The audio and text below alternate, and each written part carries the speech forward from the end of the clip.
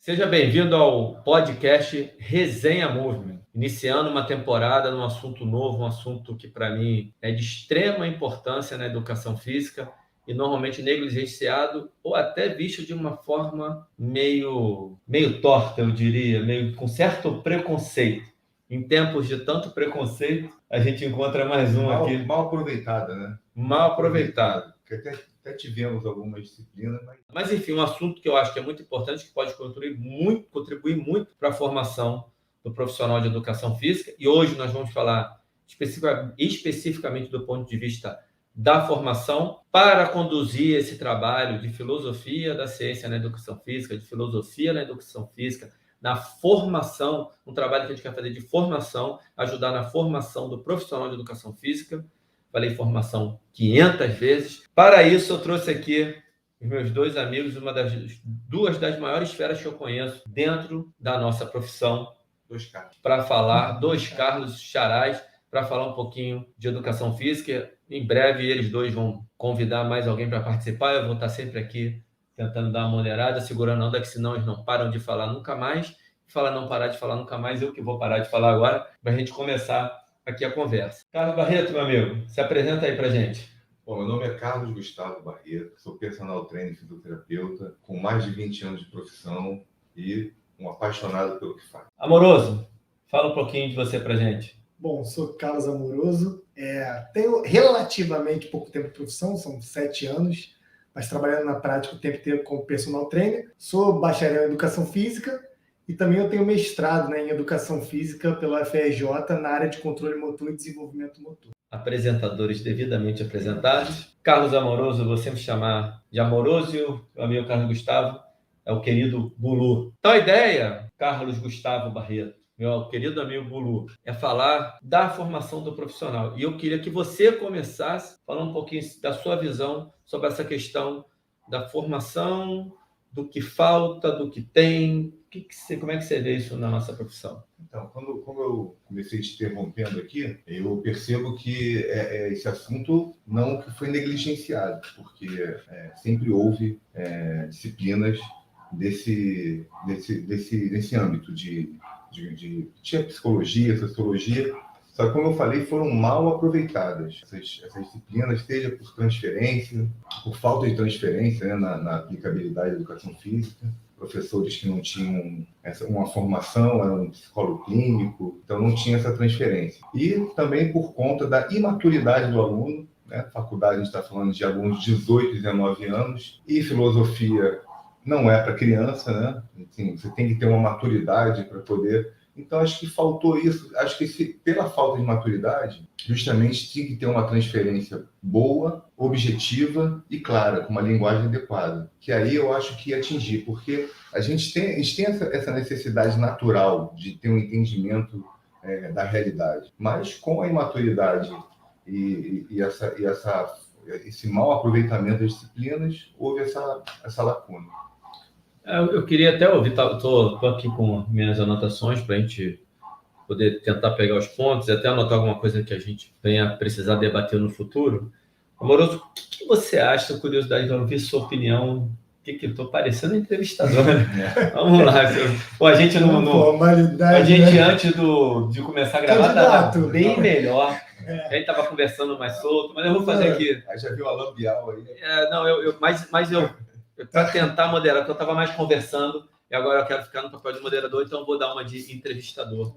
Mais ou menos isso. Amoroso, sua visão, por que você acha que a filosofia é vista ainda meio de uma maneira não como ela é? E se é vista dessa maneira, como é que você acha que ela é vista e por quê? Porque me parece que a galera, no geral, vê como se fosse uma coisa não transferível para a prática, como se ficasse no mundo das ideias, do conhecimento, e que o que é transferível para a prática é a ciência nos artigos que a gente lê. Então, é o que eu costumo falar. O que a gente precisa fazer para melhorar a saúde, a vida das pessoas, é na prática. Só que isso é baseado em evidências, todos nós sabemos. Só que a ciência que nos baseia é baseada em alguma coisa. Aí vocês adivinham o que é, É a filosofia. Aí são as bases que vêm há 3 mil anos atrás, 3.000 anos e meio atrás, e que formaram com um acúmulo temporal, né? Que tem uma escola francesa de história que se chama Análise, que eles lidam com isso, né? A história acumulada forma a história atual. Então, esse conhecimento acumulado, desde a antiguidade, da filosofia e tal, que é o que fez com que a ciência moderna e depois a contemporânea nascesse e fosse se modelando a ponto da gente chegar onde a gente está. Então, respondendo a tua pergunta, essa é a importância e isso formou a base de evidências que fazem com que a gente consiga transferir. Então, essa é a importância. E o pensamento filosófico voltado à prática faz com que modelemos a prática e entendamos a prática de forma diferente para a gente conseguir mudá-la. E acho que você, com essa explicação, deu a resposta da primeira pergunta de por que as pessoas têm uma certa resistência. Acho que essa seria a pergunta mais correta. Eu já fugi. Não, você não fugiu. Se você não tem alguém para explicar o que você acabou de explicar, a pessoa olha a filosofia lá com a brincadeira que eu fiz no início, né? Como o cara doidão, que tá viajandão e, pô, vai ficar ali só no campo das ideias, falando um monte de filosofando, né? É loucubrando, não é? Exatamente. Mas você acabou de dar uma explicação legal de por que é importante ter uma base filosófica. Eu acho que é importante essa questão da explicar uma das importâncias da filosofia, que é justamente uma capacidade que você adquire de enxergar melhor a realidade e de fazer as melhores perguntas. E aí você, formulando melhor a sua pergunta, você consegue ter um conhecimento mais real e prático, né? Porque, como o Amoroso falou, a filosofia não é o mundo das ideias, não é uma coisa que você vai para o alto e perde o chão. É justamente esse vai e vem entre uma ideia e a realidade, né? Uma ideia e uma realidade. Você abstrai, né? Porque você tem que abstrair, mas é uma abstração que você volta. Você acha que não poderia dizer que ela parte de uma vontade de entender melhor? Exatamente, uma curiosidade do que você está fazendo, né?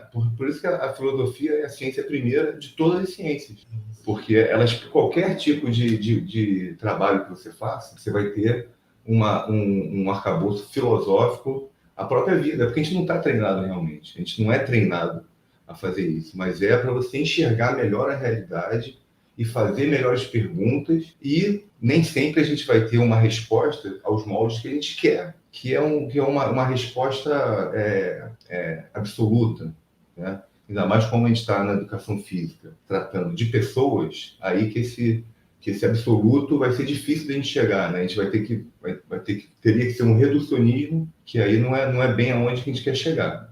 E quando você fala tratando de pessoas, acho que a gente entra um pouquinho naquilo que é o tema inicial que eu gostaria de tratar. A gente está falando da filosofia, eu estou meio que partindo do princípio que ela seria importante na formação. Mas por que ela seria importante na formação? Eu acho que a gente precisa ter um preparo que vai além da parte técnica. Eu queria que vocês falassem um pouco, aí eu vou deixar, não vou direcionar, é com vocês, quem quiser começar a falar, um pouco desse direcionamento. Como é que vocês veem a nossa formação hoje, efetivamente? E aí, quem vai?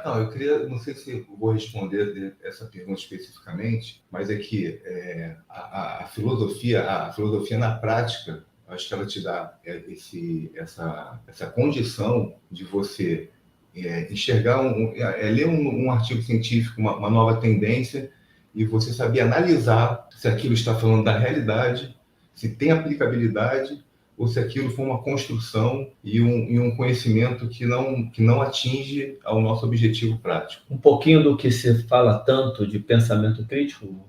É um pensamento crítico.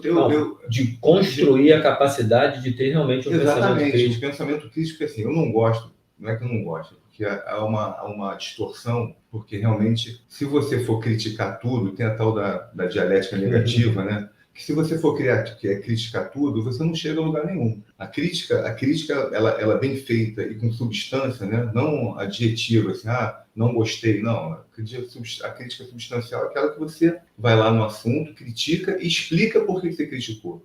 Você vai num ponto, né? E não você vai começar a falar que não gostei, tá ruim. Então, quando a crítica é feita na hora certa, na pergunta certa, eu acho ótimo. Acho que realmente tem a ver A filosofia é isso também. Não, mas eu não estou falando de crítica, eu estou falando de um termo que está muito em voga, que é o tal do pensamento crítico, que, de certa forma, ele quer dizer o seguinte: capacidade de analisar criticamente, não necessariamente do ponto de vista pejorativo, mas para não ser... Mas é porque, por isso que não pode ser o pensamento crítico a toda hora, porque às vezes você está vendo um negócio, você não vai criticar, você vai pelo menos complementar, você vai fazer a dialética positiva. Então seria o quê? Um pensamento, uma capacidade então, analítica, não, mas... de você saber construir, ajudar, botar um tijolo a mais na hora certa e questionar e tentar, de repente, não destruir, mas pode ser que destrua. Então, às vezes, você vai destruir o tijolo, às vezes você vai colocar o tijolo. Eu acho que você está... A mim parece que você está radicalizando o termo. Entramos num embate aqui agora. Não, porque vou insistir. Existe não sei se é uma corrente educacional, pedagógica, mas existe essa coisa do pensamento crítico, né, numa base, entendeu? Tá. Você está falando de uma visão específica. Quando eu falo de pensamento crítico... Escola de Frankfurt. Quando eu falo de pensamento crítico, eu estou falando de uma coisa mais popular. Entendi. Que assim, então, que aí é o seguinte, que aí você, então, senão eu fui para outro, volta a casinha, explica de onde vem, porque a coisa acaba realmente se popularizando. E aí, quando você fala pensamento crítico, o cara entende o seguinte: não, eu aprendi aqui a ler o artigo, a analisar a parte estatística criticamente, analisar a metodologia, para não ser enganado. Vocês têm uma capacidade de analisar. Foi levado para isso. Desculpa. Então, volta um pouquinho, porque eu acho que você foi lá atrás e acho legal dar uma explicada. É simples, é só que tem um filósofo que ele diz que a nossa consciência, ela só progride, vamos dizer assim, com o negativo, com a crítica. Uhum. Entendeu? Ele não entra e já a dialética aristotélica já é diferente. Já é uma sese, já é uma coisa para cima, para você construir. Uhum. Ele acha que você... Você não quer falar o nome, né? Hegel. Ah, tá. Você não queria falar? Ou... Só para não ficar aquela coisa toda hora citando tal. Não seria uma análise crítica, seria uma análise. Exatamente. Uma análise. Crítica, pronto, resolveu o problema. Seria uma análise. E aí, Moroso, o que você tem para complementar para a gente? Eu estava aqui pensando, assim, uma filosofia do ponto de vista muito prático, assim, brutalmente prático. Vou tentar ser o mais prático possível, assim, brutalmente. A biomecânica, o modelo biomecânico que a gente trabalha hoje, ele é baseado na mecânica clássica do Newton, né? Galilaico-newtoniano, né? Galileu e Newton, mecânica clássica. Baseou o que a gente tem conhecimento de biomecânica, né? A gente aplica uma força numa estrutura, essa estrutura, se for rígida, vai nos devolver na mesma magnitude, e seria isso. Dentro desse modelo fechado biomecânico, a gente tem esse pressuposto filosófico que a gente já discutiu até antes do mecanicismo. E isso vem de Descartes, que é antes de Newton até, que a gente usa na ciência até hoje e nem sei se a gente consegue deixar de usá-lo, né? Que é dividir, tem um ser humano. A gente dividir ele em tantas partes quanto forem necessárias para a gente poder entendê-lo nas micropartes. O problema é que não dá para se juntar isso tudo, e quando se tenta juntar, fica uma amálgama louca que acaba que você não consegue entender o ser humano, né? Porque tem uma coisa que não tem grandeza, não tem peso, não tem medida, que é a consciência, né?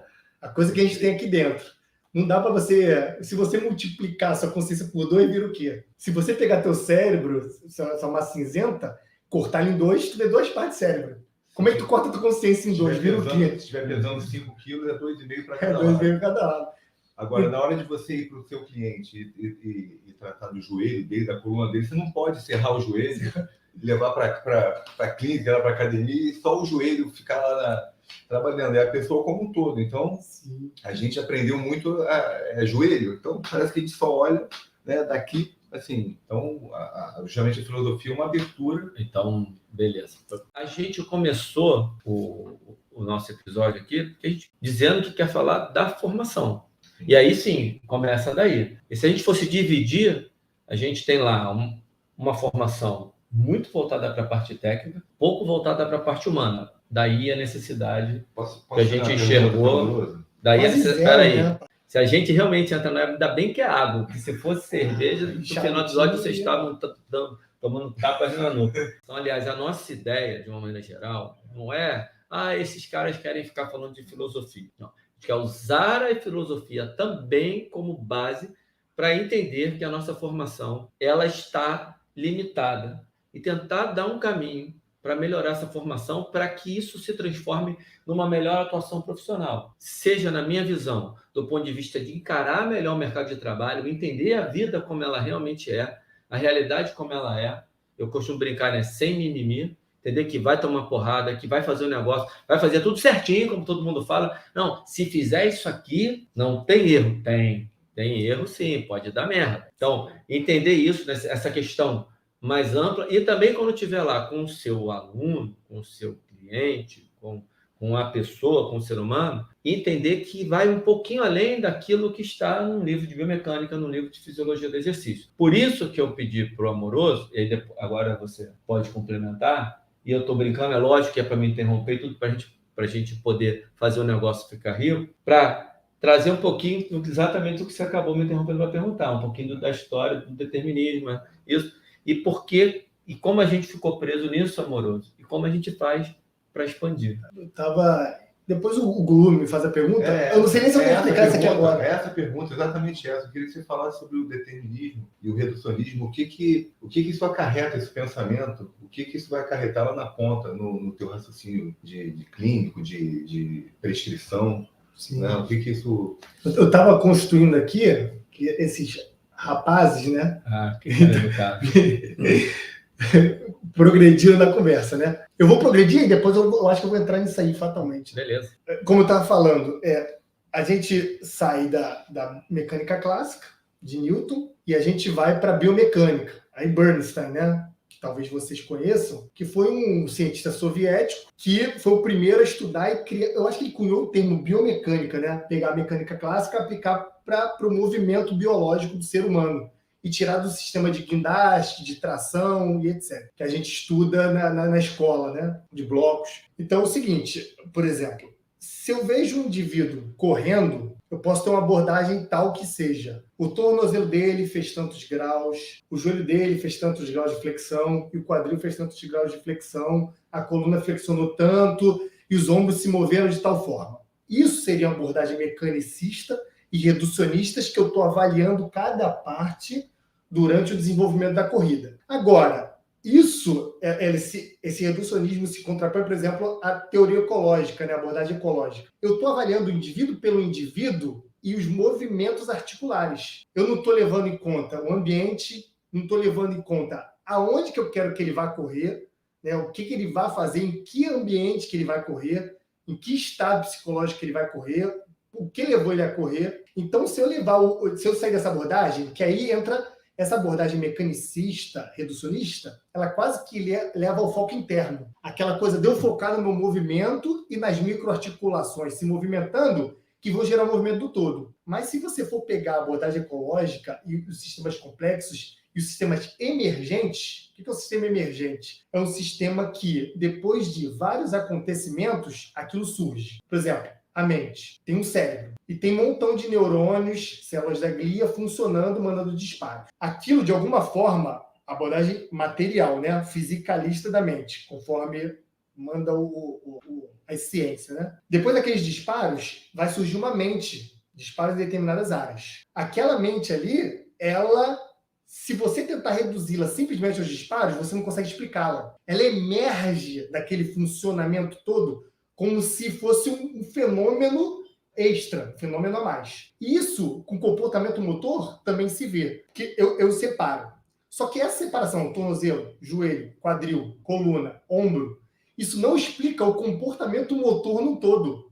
O comportamento motor, o que a gente vai fazer com o movimento, ele é emergente desses microfuncionamentos articulares e que se você for explicar cada microfuncionamento, você não consegue explicar o comportamento motor como um todo. Isso é filosofia, assim, muito na prática. Uma abordagem reducionista, mecanicista e determinista. Essa articulação vai fazer X e ela vai fazer com que a outra articulação faça Y, e se ele mover, saltar de tal forma, vai ter uma força de reação de tal forma. Só que, quando a gente estuda mecânica clássica, a gente imprime uma força numa estrutura, a gente tem uma resposta. Jogou um bloco de uma determinada altura, ele vai ter uma determinada resposta. Só que esse bloco não tem inervação e não tem um ser ali que o bloco faz parte dele. Então, essa capacidade tecidual, lógico que se a gente subir muitas magnitudes, o indivíduo pular de um prédio de 5 andares, provavelmente vai acontecer tal coisa, né? Mas na corrida, que a gente muda a mecânica, faz microacertos, faz pequenos ajustes, a complacência, a capacidade do tecido de se adaptar, a capacidade psicológica do indivíduo de lidar com aquilo, vai reagir de forma diferente que não o sistema de bloco. Então, essa coisa emergente, essa coisa mais complexa do que abordar cada partezinha, é o que necessariamente vai mostrar duas visões filosóficas diferentes para a mesma coisa e que se complementam de tal forma, só que uma entenderia mais a coisa como fosse um todo e não a divisão de determinados pedaços. Não sei se foi claro. Não, para mim foi super claro. Eu estou só imaginando aqui. Seus interlocutores. Eu posso. Eu acho que o Golu, então. Aí depois você fala se foi isso mesmo que você quis dizer. Eu vou tentar. Porque é bem mais fácil para mim, né? Eu estou escutando ele falar e aí eu vou e já escutei o que ele quer dizer e vou dar uma sintetizada. Isso aí é relativamente fácil. O Amoroso faria a mesma coisa. Como a gente conversa isso diariamente lá no nosso grupo, tem que tomar realmente muito cuidado, porque às vezes o que parece. Já sabe até o jeito de falar do Amoroso. Então, eu quero até ouvir o que tu vai traduzir. Por exemplo, vamos falar de um esporte olímpico que algum atleta está se preparando para... E aí foi lá e ganhou a medalha. Né? Você não pode explicar a vitória dele com uma ciência só. A biomecânica, por exemplo. Ele ganhou porque tinha um bom biomecânico. Não. Biomecânico, fisiologista, nutricionista, tem que ver o sono, tem que ver. Então, você vê que aí já cada coisa que eu estou falando tem uma ciência enorme por trás. Então, e cada um desses profissionais, que a gente sabe, por exemplo, não é um caso de um cliente no dia a dia, mas que também tem a ver. Ela não fala de emagrecimento, que ele outro dia falou do negócio da alimentação. Você faz lá um déficit calórico, foi o que você falou, e aí depois a pessoa vai comer uma coxinha, assim, você tem... Em todo o resultado, em todo o processo, você não pode reduzir, né, e determinar com uma causa. Causa e efeito. Isso aqui acontecendo... O atleta olímpico, ele ganhou por várias causas. Aí entra no sistema complexo, entra no sistema emergência, falando tudo isso, porque para qualquer coisa, o exemplo do lançamento do foguete, qual ciência que explica o lançamento do foguete? Várias. Propulsão, combustível, material, atmosfera. E aí, se você quiser explicar o lançamento do foguete com uma ciência, você vai estar reduzindo, vai estar sendo determinista. E vai fatalmente errar, né? Vai fatalmente errar. Então, no nosso dia a dia, vamos botar lá com o nosso cliente, né? Se a gente conseguiu emagreceu por quê? Por causa de uma coisa que ele fez, de uma ciência explica? Eu acho que não. Acho que a realidade, ela não se explica. Qualquer fato não é explicável por uma ciência só. Outro exemplo, acidente de carro. Aconteceu um acidente, vai o perito, vai o cara que entende da mecânica, o estado psicológico do cara que bateu, a questão do sinal, enfim, tem várias... Enfermeiro para atender, assim, médico tem... Para explicar a realidade, você não pode ser determinista ou reducionista. Eu acho que está super claro, mas eu vou ficar aqui dando aquelas cutucadas. Complementar? Não é complementar, é cutucar mesmo, porque assim, eu quero que a pessoa, o profissional lá, o estudante, temos um estudante nos escutando agora e ele está prestes a se formar, ele vai entrar no mercado de trabalho. Como é que vocês veem, pela formação que vocês tiveram, pela formação que a gente vê que tem hoje na faculdade, qual é a visão de vocês do que esse cara está de pronto para efetivamente entrar no mercado de trabalho? O que pode acontecer?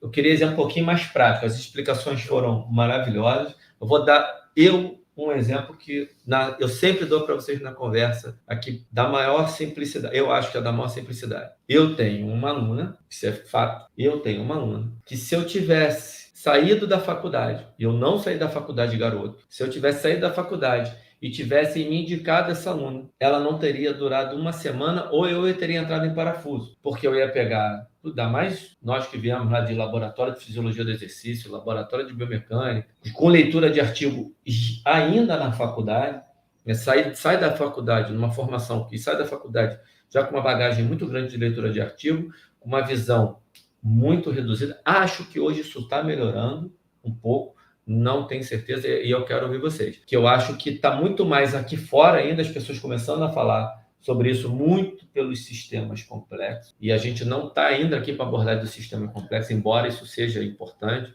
O objetivo aqui é outro, que a gente quer falar da formação por onde passa o entendimento dos sistemas complexos também. E aí, se eu pegasse essa aluna, Gulu e Amoroso, e começasse ela ia reclamar, você fez isso aqui, não está legal. Não, mas peraí, isso foi exatamente o que eu aprendi. Eu não ia entender, eu tenho certeza que naquele momento eu não ia entender o que está acontecendo, eu ia bater de frente com ela, provavelmente ia ter um backfire effect. Eu vou pedir para vocês explicarem isso, que é a função aqui de vocês explicarem, e ia perder a aluna, e talvez ainda falar assim, pô, ainda bem, que ela não quer fazer o que eu queria, ou eu estou me levando de um problema, ou eu ia falar assim, caramba, o que eu errei? Sem conseguir explicar o que eu estava errando, quando de fato, talvez não, o erro não tivesse em mim, não tivesse na abordagem, talvez, de ficar olhando pura e simplesmente uma questão mecânica.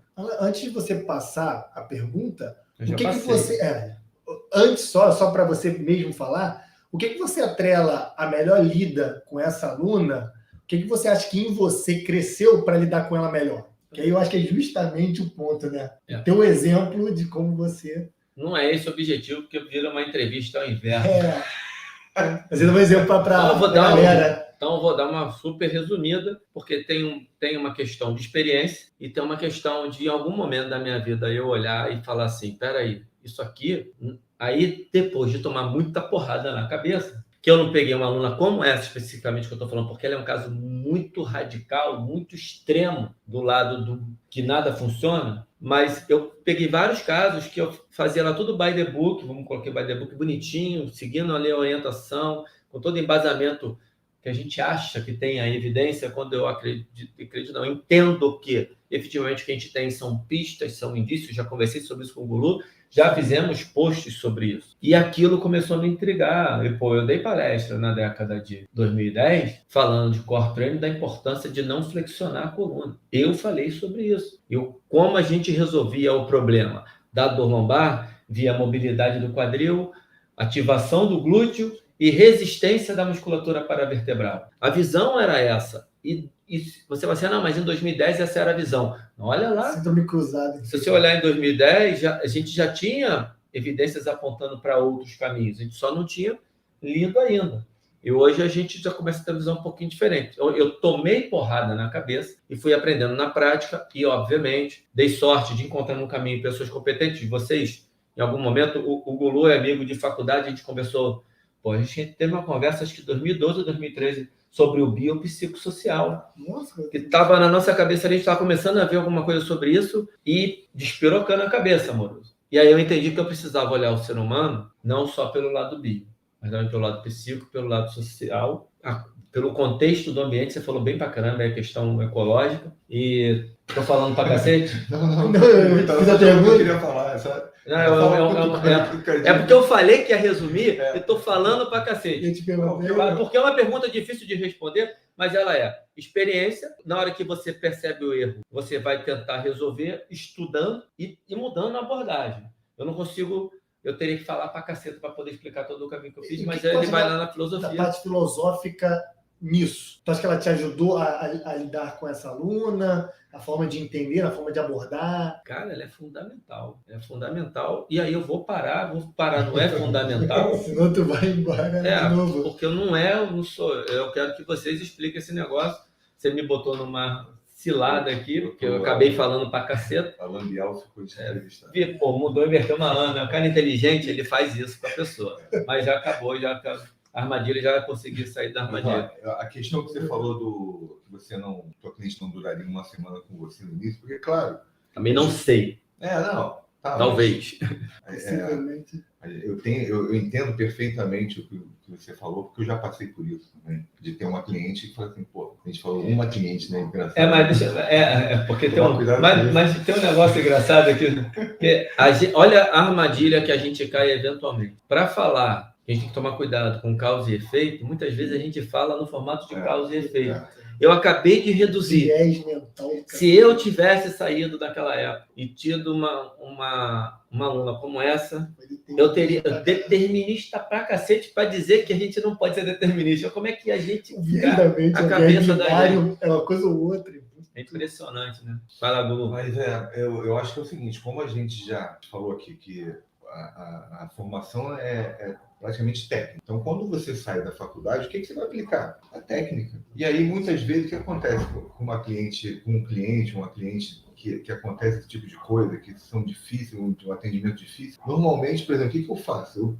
Não dá certo isso, não dá certo aquilo. Você vê que a coisa não tá o que você está botando ali na teoria, está tudo certinho, mas não, incomodou aqui, não, esse exercício não gosta. Não era para ter incomodado de acordo com a teoria. Exatamente. Aí, o que eu faço? Eu falo assim, eu vou, mesmo que eu tenha que ter uma imprecisão técnica, alguma coisa, eu faço com que ela fique confortável. A partir do momento que ela fica confortável, porque aí entra no backfire effect. Se eu vou de encontro a ela, ela fala assim, não, esse exercício está incomodando assim, não, mas está tudo certo, mas tem alguma coisa estranha. Então você vai começar a confrontar o que ela está sentindo, ela vai ter você vai quebrar uma crença dela e aquilo vai gerar o contrário, você vai acabar com o atendimento, você acaba com a confiança ela mesma, porque a gente está falando da pessoa que está falando dela mesma. Bruno, eu não sei se eu me perdi aqui, porque vocês estão falando essa função aqui meio de host, eu não sei se eu perdi um raciocínio, então eu vou aproveitar, talvez eu tenha perdido, você falar de novo, mais claramente, porque eu acho que isso é uma boa oportunidade de dar um exemplo prático de uma cagada que você pode fazer no atendimento porque você quer ratificar uma coisa que você enxergou, que é essa questão da causa e efeito, e mostrar para a pessoa que ela está errada. Para você explicar na prática o backfire effect. Não sei se é o melhor exemplo, mas é o que me vem à cabeça. É a questão da dor lombar, por exemplo, que aí você pede para a pessoa fazer algum tipo de exercício que faça flexão do tronco, a coluna. Aquilo na cabeça dela é um fantasma, porque ela escutou desde sempre que flexão do tronco, aí de repente até, os médicos tinham uma coluna com o disco ali que flexionava, o disco saía. Coluna de porco. Lembra disso? Ela fez assim, não é nem o McGill, não. Não, no consultório médico existe tem uma coluninha ali. Um brinquedinho que você... Aí ele comprime, tem um buraquinho ali. Aí ele sai e encosta no mesmo. Mostra aqui, ó.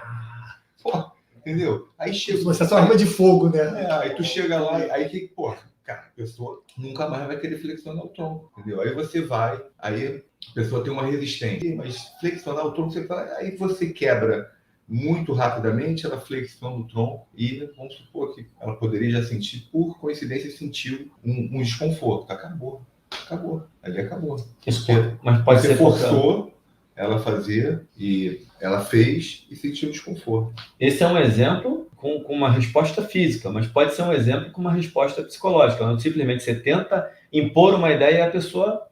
Ela se nega, mas aí assim, eu não estou conseguindo achar um exemplo. Eu tenho um exemplo aí. Mas você entendeu? Entendi perfeitamente. Você deu um exemplo legal físico, porque assim, é só você... Isso se dá no campo das conversas, das ideias também. Você está conversando uma coisa de política, uma coisa de comportamento, uma coisa de esporte, e você tenta falar uma coisa que vai de encontro ao que a pessoa pensa, seja contra o que a pessoa pensa, e você, em vez de conseguir abrir a mente, você cria mais resistência e ali você... Mas se a coisa estiver na emoção mesmo. E aí, ferrou. Tem um exemplo prático bom pra gente? Tenho. Certa feita, eu fui avaliar uma aluna e eu fui falar, faz um abdominal parcial com os dedos nas têmporas, né? Ela, Carlos. Eu falei, o que houve? Eu evito fazer esse abdominal. Por quê? Tem um personal aqui que eu já tive no passado, que ele falava que era muito ruim flexionar a coluna, podia gerar hérnia. Ele fala que tem que fazer abdominais evitando o movimento de flexão. Que o ideal é que você faça, tipo aquele Big Tree do McGill. Aí eu vou falar por que McGill? Que é ponte lateral, ponte frontal e perdigueiro isométrico. Aí quando ele pede para evitar, eu falei, vem cá. Ainda mais pelo local, eu falei, vem cá, esse personal ele foi aluno do McGill ou fez um concurso, ou segue a linha? Aí ela, como é que você sabe? Aí que eu te falo, isso é quase um viés filosófico do cara, científico-filosófico. Eu sabia que o cara era aderente do McGill porque justamente a abordagem dele é concernente àquilo, né? A teoria do cara. Aí eu fui falar, tudo bem. Aí ela falou, eu falei, você era cometido de alguma coisa? Ela, eu tinha dor lombar. Com essa abordagem, eu melhorei a dor lombar. Agora, ela fez uma relação causal, determinística, de exercício sem flexionar a coluna, fazendo-os, e a dor lombar melhorou. Só que não dá para se explicar, não dá para saber se foi necessariamente os exercícios, ou se foi apesar dos exercícios, ou se ela fizesse outras coisas, ou se ela flexionasse a coluna ia melhorar. Mas a aluna fez essa relação causal. Você não pode falar que não foi aquilo, porque pode gerar o backfire effect. Eu não falei que não foi, apesar de ter uma abordagem diferente. Aí está o exemplo. Se você tenta bater de frente com essa coisa da flexão, você poderia gerar... Você segurou, fez as perguntas certas. Sim. E como é que terminou essa história? Aí eu falei, é o seguinte, eu conheço a escola do McGill, já li algumas coisas, ele melhorou, o que importa é que melhore, se a abordagem melhorou e você se deu bem com ela, é isso que importa. Só que a gente tem uma abordagem um pouco diferente, eu sou de uma linha um pouco diferente, a gente vê o movimento de outra forma, não necessariamente a flexão da coluna lombar nessa posição, sem sobrecarga, etc., pode gerar uma dor, pode piorar a sua dor lombar, ou pode gerar uma dor lombar maior. A nossa abordagem é um pouco diferente. Aí ela falou, não, Carlos, tudo bem. Aí eu expliquei, não só isso que eu falei, mas eu expliquei mais. Ela falou, não, tudo bem, eu te contratei justamente para você nos dar a sua abordagem, e se você quiser fazer algum complemento, você faça e tal, e eu vou estar aberta a isso, mas nem sempre é assim. Nem sempre. Só que eu falei, eu não vou retirar esses exercícios, e não vou passar a fazer um montão de flexão de coluna, porque o movimento de rotação, o movimento de flexão, porque eu acho que é uma abordagem melhor, né? Que eu fiz a tarefa, se eu botar uma tarefa dela pegar uma coisa no chão, ela pode flexionar a coluna. Eu posso fazer esses distratores, né? Essas coisas, né?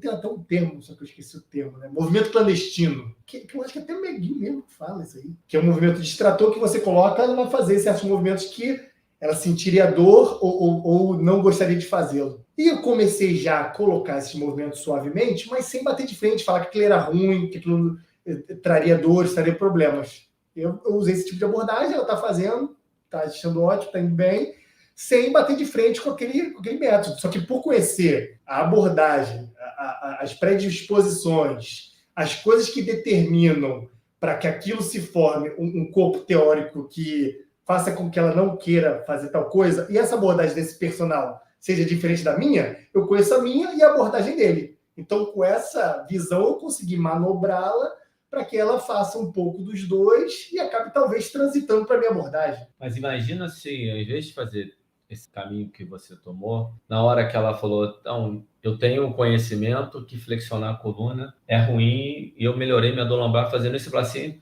não, mas não tem nada a ver o que você fez. É besteira. É besteira. Essa resposta é a resposta mais fácil, não quer dizer que vai gerar, mas você aumenta muito a chance do backfire effect quando você simplesmente olha e fala assim, cara, a gente já entende que não é bem assim. Como você bem explicou aí, pode ser, pode não ser, apesar de, com, sem, a gente não consegue determinar que foi isso. Será que se ela tivesse feito qualquer coisa, as explicações você já deu. Isso de posição mesmo, de abordagem. Mas se você responde simplesmente, pô, não é bem assim, uma coisa que já está...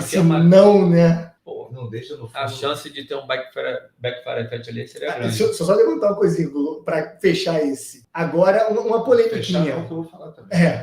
Para dar continuidade, uma polemiquinha. Eu dou uma esticadinha aqui. Se por um acaso fosse minha abordagem ecológica, não reducionista, por exemplo, e eu trabalhasse com ela um tempo, ela passasse para um aluno do McGill, será que ele lidaria da mesma forma? Ou falaria, não flexiona a coluna, que aquilo estava errado, ele estouraria. Ele pode fazer ou não. Né? Aí vai depender também de uma formação filosófica, do próprio entendimento.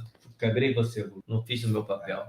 Aí o que acontece? Eu isso, porque não deixa de fugir de uma questão filosófica, porque o amoroso, no caso que ele estava falando, ele estava usando a retórica, ele estava explicando uma coisa que ele é o verossímil, é a coisa que ele acredita, que ele acha que acredita.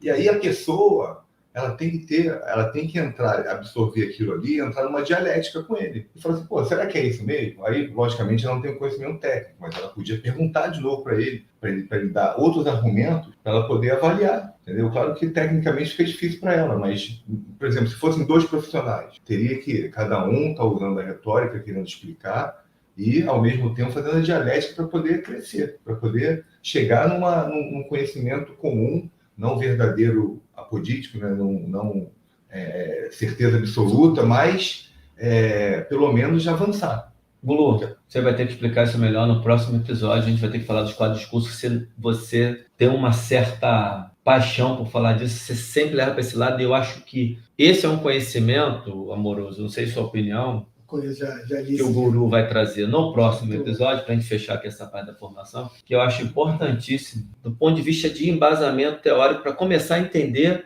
em que mundo você está no campo das ideias e das ações. Eu só vou explicar por que eu gosto bastante, porque ele é amplo, entendeu? Quando você entende, você começa a enxergar ele na realidade em vários aspectos.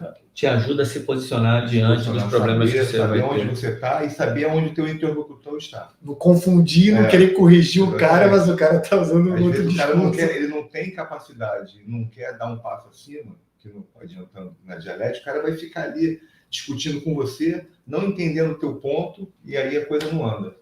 Eu só te dei essa interrompida, porque eu acho que é importante você explicar isso com detalhe, e acho que eu te deixei isso para o próximo episódio, para poder entender do que você está querendo falar. E eu queria fechar aqui esse episódio de hoje, esse nosso episódio número 1. Passou voando. Passa muito rápido, eu dou uma esticadinha às vezes quando aqui para ver a hora. A gente não está muito com compromisso de tempo, mas eu acho que para esse início, eu só queria que vocês fizessem considerações finais. Deixa eu dar um ponto aqui para o pessoal que está assistindo até agora. Eu gosto muito de falar, quando fala de filosofia, eu gosto muito da filosofia para entender o ser humano como um todo e para entender a importância do relacionamento humano, do entendimento do comportamento humano, para você poder encarar o mercado de trabalho em todos os aspectos, seja na relação com o seu aluno, seja na relação com o dono da academia, dos colegas, dos amigos de profissões. Você entender todas as nuances desse sistema biopsicossocial, que a gente possa falar dessa maneira, que a gente vive. Não é meu, não. Não, mas eu sei que não é seu, mas é que eu não estou falando merda, só para vocês me corrigirem. Que é legal estar do lado de vocês, que eu posso falar tranquilo e vocês fiquem à vontade para me corrigirem, por favor. Então, eu estou olhando para essa questão que a gente está tratando aqui da formação, de um olhar além da técnica, que traz o componente do comportamento humano, baseado muito na filosofia. Eu queria que vocês dessem as palavras de vocês em relação a isso e fizessem as considerações finais. Então, eu acho que, até pegando o gancho naquela questão que eu expliquei das ciências, né, para explicar a realidade, não só uma, que seria um reducionismo, a filosofia, para mim, justamente é a nossa lacuna de formação na filosofia, em alguns dos seus aspectos. Ela serve justamente para você fazer um link entre todas as ciências que você precisa tratar o ser humano. Ela faz uma organização da biomecânica, com a psicologia, com qualquer ciência que você põe ali. Se você não tiver um arcabouço filosófico, não é nem questão de você conhecer o filósofo A ou B ou C, não. É você entender do que eles estão falando, você entender do que é a filosofia e o que aquilo pode te ajudar. Claro que não vai ser na primeira linha que você vai ler, né? Você tem que se acostumar com isso. Por isso que deveria ser feito desde a nossa formação universitária, para a gente dos 18, 19, 20, 21, e aí, conforme você fosse ganhando experiência e maturidade, que eu já está entranhado. Agora, realmente, eu acho que antes tarde do que nunca, porque é uma ferramenta importantíssima. E a gente está aqui para trazer um pouco dela. Exatamente. O que o Alan falou, grande parte do que ele falou, talvez, se tem alguém da psicologia e tal, vai entender como se fosse psicologia, né? Só que ela está no guarda-chuva, né? Da filosofia, na verdade, ela está aqui. E todo o resto, me desculpe, está debaixo desse guarda-chuva, né? Não tem nada que escape desse guarda-chuva. Basicamente, tudo que tem de ciência vem da filosofia, absolutamente tudo. Sociologia, psicologia, né? A ciência formal que a gente tem hoje, experimental, tudo isso tem um arcabouço filosófico. Matemática, ela se desenvolveu com os pré-socráticos, principalmente, né? Começou lá, Pitágoras, etc. Tales, nos discursos também do Platão, tem o Timeu. Vamos parar. Então, até a matemática própria está dentro. E a filosofia, ela, por exemplo, ela me serviu bastante, eu vou falar pessoalmente como profissional, de você entender o que está acontecendo por trás do arcabouço científico, do que a gente tem acesso cientificamente, a gente entender a nossa relação com o aluno, a nossa relação com o movimento do aluno, a relação do próprio aluno com o próprio movimento, saber o que está acontecendo com ele e entender isso, né? Até pega um pouco dos discursos, né? De como saber lidar, o uso da retórica, de como tentar trazer seu aluno para certas coisas, que aí fica mais para nem heurística, né? Mais para sofística, né? De certa forma, tem uma parte que é aplicável para a gente poder conseguir lidar com o aluno. Você falou em relação à nossa relação. Sim, nossa relação com a ciência. Para a gente entender no geral e conseguir se posicionar como ser humano que trata as pessoas e tem que entender o movimento das pessoas e não só tratar o movimento, como a tratar a pessoa como um todo, a filosofia eu acho que nos acrescentou demais. E tem certa forma na aderência do aluno, né, em manter fazendo aula com a gente muito tempo, nós temos um predicado que a gente costuma ficar com pessoas, os alunos pensam bastante tempo. A gente não costuma ter muito giro. E a gente atreleza. O que a gente tem em comum? Eu imagino que seja essa coisa toda. Aprender a lidar com o movimento e com a pessoa, fazer com que ela tenha aderência ao exercício e com isso ela tenha mais saúde e a gente também tenha mais saúde, né? Financeira. Também. Também. E isso a gente pode falar um pouco também depois, né? Sim.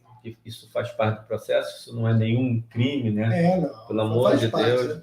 Isso dá uma boa conversa. E quando isso tudo que a gente falou, quando você começou falando bem na questão da psicologia, a gente não está falando de cuidar da mente das pessoas do ponto de vista psicológico, mas cuidar da mente a partir do ponto de vista do exercício, Aí vamos falar um pouquinho... Quase que é dualista. Quando a gente vai explicar... Olha, eu já me travei aqui, toda hora a gente cai na armadilha. Porque tem a coisa, meu posicionamento, a coisa tem propriedades diferentes, ela pode não ser coisas diferentes, mas elas são abordadas de forma diferente, né? Mas eu acho que o recado que eu quero é o seguinte, a gente não está falando que vai, junto com a prescrição do exercício, a gente vai dar um tratamento psicológico, não é isso? Aprender a lidar com as pessoas, eu acho que isso é uma mensagem importante. Como lidar melhor com as pessoas, como entender melhor essa relação com as pessoas, para poder ter uma melhor interação e gerar uma melhor aderência, ou, consequentemente, mais benefícios, mais saúde, entendendo que a saúde é uma coisa muito complexa e muito individual. São várias coisas que a gente vai falando aqui e que levam para várias outras discussões. Próximo episódio, então, a gente fala dos 4 discursos e você vai ter que explicar para a galera o que é um episódio de filosofia da ciência. Não é o episódio 4 discursos, é o episódio filosofia da ciência 2. A filosofia da ciência, a temporada, o podcast, deixa eu explicar. Podcast Carlos Gustavo Barreto. Filosofia da ciência, mas a gente está trazendo a formação a partir da filosofia. E vai ter muito filosofia da ciência. É isso ou não é? Ou a gente não sabe o que a gente está fazendo aqui? Muito. Isso tudo que a gente falou é filosofia da ciência e alguma parte de psicologia. Basicamente isso. Mas só ratificando, sem atrapalhar. Então... No próximo episódio, a gente não é um episódio sobre os 4 discursos. Sim. A gente também vai falar dos 4 discursos. É isso? Mais alguma coisa? Eu tenho um complemento. Manda brasa. E sobre o estudo da filosofia, quando a gente entrou no estudo da filosofia, a gente queria crescer como ser humano. E como se cresce como ser humano, se cresce como profissional. Só que a gente não buscou, vou estudar filosofia para ganhar dinheiro com o estudo da filosofia. A gente queria crescer. Quando a gente cresceu como ser humano, a gente cresceu em abordagem, cresceu em atendimento, cresceu em conhecimento técnico, e com isso a gente conseguiu um êxito melhor, que eu acho que a gente tem um êxito razoável, no atendimento e na busca da saúde das pessoas. Então, o dinheiro não foi o primeiro foco, não que sendo o primeiro foco seja errado, mas não foi o primeiro foco, só que ele acabou descambando uma melhora em todos os aspectos. Só para explicar aquele dinheiro atrás. Não, mas foi espetacular seu cumprimento. Matou a pau. Galera, muito obrigado. Você que escutou até agora. Curte, compartilha. Faz a sua inscrição lá no canal. Forte abraço. Valeu.